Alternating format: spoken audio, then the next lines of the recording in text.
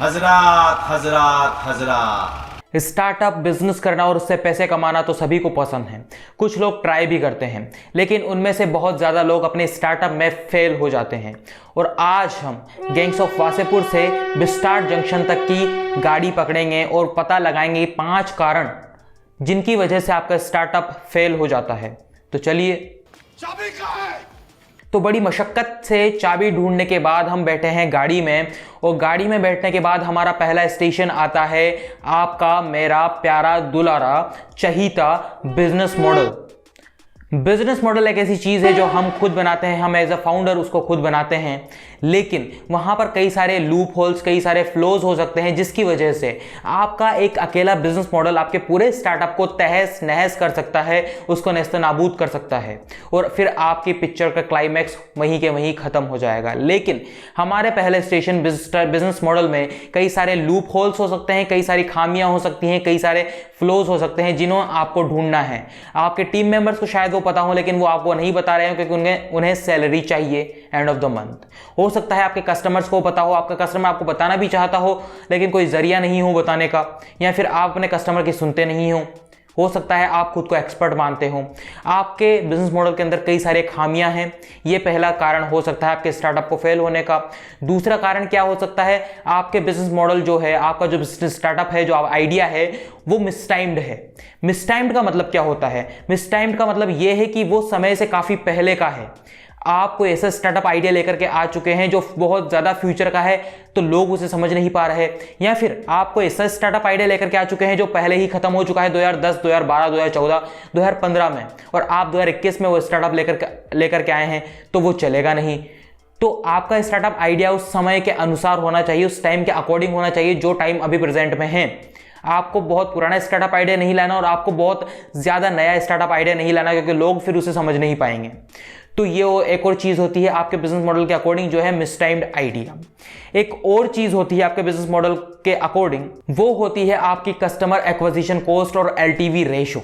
अब ये होता क्या है, इसका फॉर्मूला तो ये होता है, लेकिन जब 2 गैंग्स की लड़ाई चल रही होती है और एक गैंग्स पर जिस गैंग मेंबर के पास सबसे ज़्यादा बंदूक में गोलियां होती हैं वो आखिर में जीत जाता है, इसके बहुत ज़्यादा चांसेस हैं। और अगर आपकी गैंग के मेंबर की गोलियां ख़त्म हो जाती हैं बहुत पहले ही, तो वो मार दिया जाता है। वही सीधी सी चीज़ है CSE और LTV। आपका CSE यानी कि आपका कस्टमर एक्विजिशन कॉस्ट हमेशा कम होना चाहिए आपके कस्टमर की लाइफ टाइम वैल्यू से। ये आप किस तरह से तय करेंगे वो आप गूगल पर CAC और LTV रेशो देख सकते हैं, वहाँ से पता लगा सकते हैं। और आगे हम बढ़ते हैं हमारे सेकंड स्टेशन पर। सेकंड स्टेशन पर हम स्टॉप लेते हैं, वो है आपके गैंग मेंबर्स, आपकी टीम, आपके कर्मचारी, आपके एम्प्लॉइज।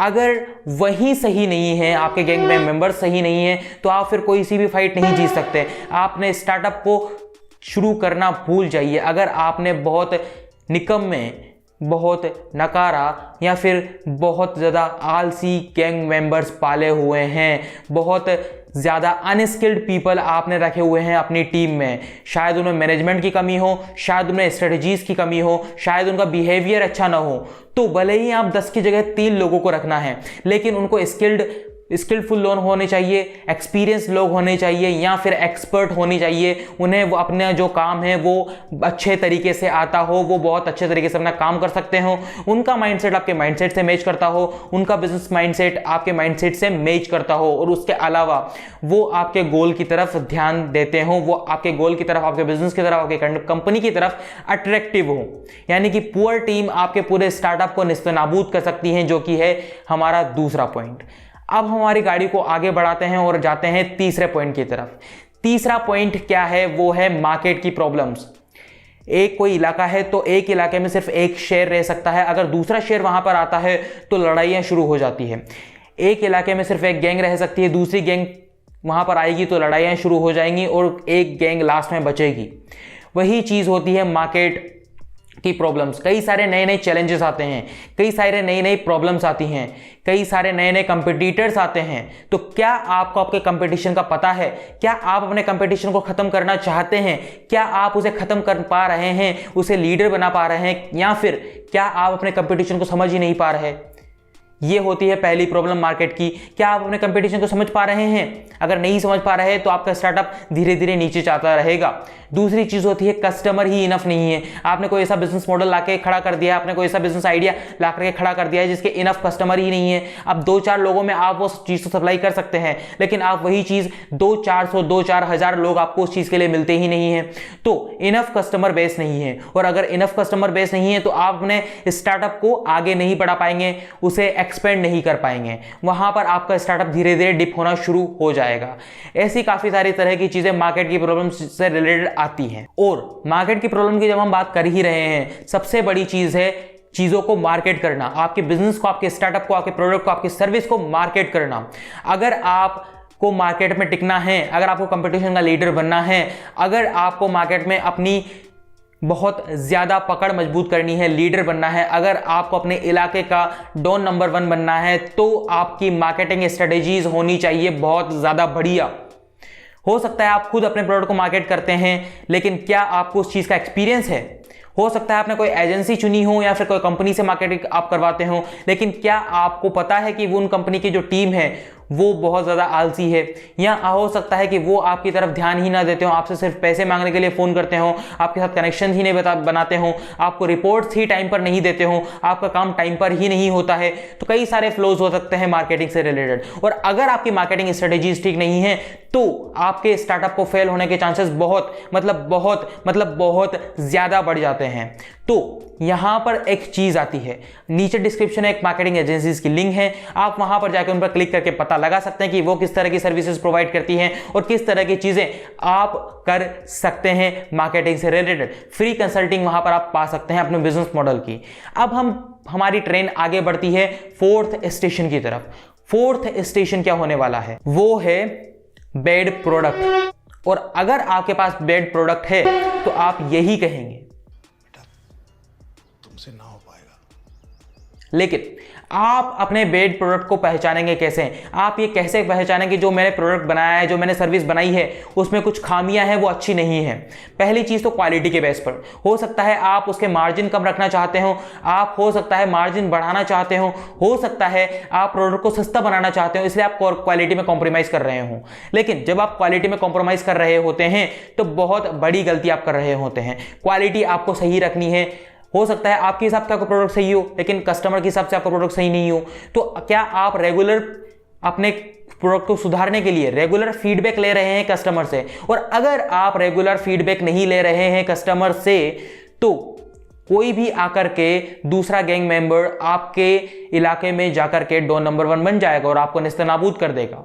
वही चीज होती है, कस्टमर से फीडबैक लेना, फिर अपने प्रोडक्ट और सर्विस को इवॉल्व करते जाना। यानी कि आपका जो कस्टमर है वो आपका भगवान हो जाता है, वो हो जाता है आपकी जनता। आपकी जनता आपके साथ है या नहीं, वो ही डिसाइड करेगा कि आप उस इलाके के सबसे बड़े डॉन हैं या नहीं। अब हम बात करते हैं अगली चीज की, बैड प्रोडक्ट क्वालिटी के। जैसे कि मैंने कहा कि क्वालिटी पे डिपेंड करता है, उसके अलावा पैकेजिंग पर भी डिपेंड करता है। हो सकता है आपका प्रोडक्ट बहुत अच्छा हो, क्वालिटी में बहुत अच्छा हो, लेकिन उसकी पैकेजिंग ही सही नहीं हो, तो पैकेजिंग को देखकर ही लोग उसे नहीं खरीद रहे हो। ऐसी काफी सारी चीजें होती हैं आपके प्रोडक्ट से रिलेटेड जिन पर आपको ध्यान देना पड़ता है। अब हम आते हैं हमारे लास्ट स्टेशन पर, और हम पहुंच चुके हैं हमारे लास्ट स्टेशन पर, जो कि है कॉस्टिंग इश्यूज। कॉस्टिंग एक ऐसी चीज है, आपके प्रोडक्ट की कीमत एक ऐसी चीज है जो आपके स्टार्टअप को बहुत ज्यादा एक्सपोनेंशियल ग्रोथ दे सकती है और उसे खत्म कर सकती है जितना जल्दी हो सके उतना जल्दी। क्योंकि कॉस्टिंग में कई सारी चीजें आती हैं। क्या आपकी जो प्रोडक्ट है, आपका जो सर्विस है, वो ओवर प्राइस्ड है? अगर वो ओवर प्राइस्ड है तो किस तरह से आप उसे कम कर सकते हैं? अगर वो ओवर प्राइस्ड है तो आपका स्टार्टअप फेल हो सकता है। क्या आपका जो प्रोडक्ट है, आपकी जो सर्विस है, वो वैल्यू फॉर मनी है लोगों के लिए? हो सकता है आपका वो प्रोडक्ट जो मैंने अभी बताया कि ओवर प्राइस होगा तो लोग उसे नहीं खरीदेंगे, लेकिन अगर आपका प्रोडक्ट अंडर प्राइस होगा तो लोग समझेंगे कि यार ये प्रोडक्ट तो ठीक ठाक है लेकिन उतना बढ़िया नहीं है, यानी ये लोकल प्रोडक्ट उसे मान लिया जाता है और फिर भी आपका प्रोडक्ट कम बिकता है। तो आपके प्रोडक्ट की जो कॉस्टिंग है वो होनी चाहिए बैलेंस्ड। उसके अलावा आपके एक्स्ट्रा चार्जेस हो सकते हैं। एक्स्ट्रा चार्जेस आपको जितना कम हो सकता है उतना कम रखिए।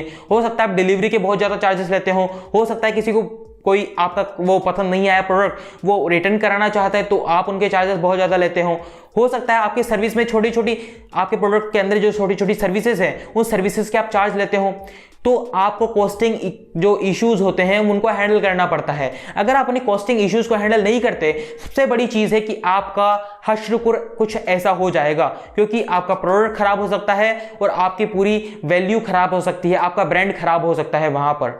तो फिल्म के क्लाइमैक्स में चाहे रामाधीर मरे और उसके बाद में फैजल खान भी मर जाए, बचता आखिर में यही बंदा है। तो आपको आपका स्टार्टअप किस तरह से चलाना है, आपका बिजनेस किस तरह से चलाना है, एंटरप्रेन्योरशिप किस तरह से करनी है, उसके लिए आपको बिस्टार्ट को सब्सक्राइब करना है।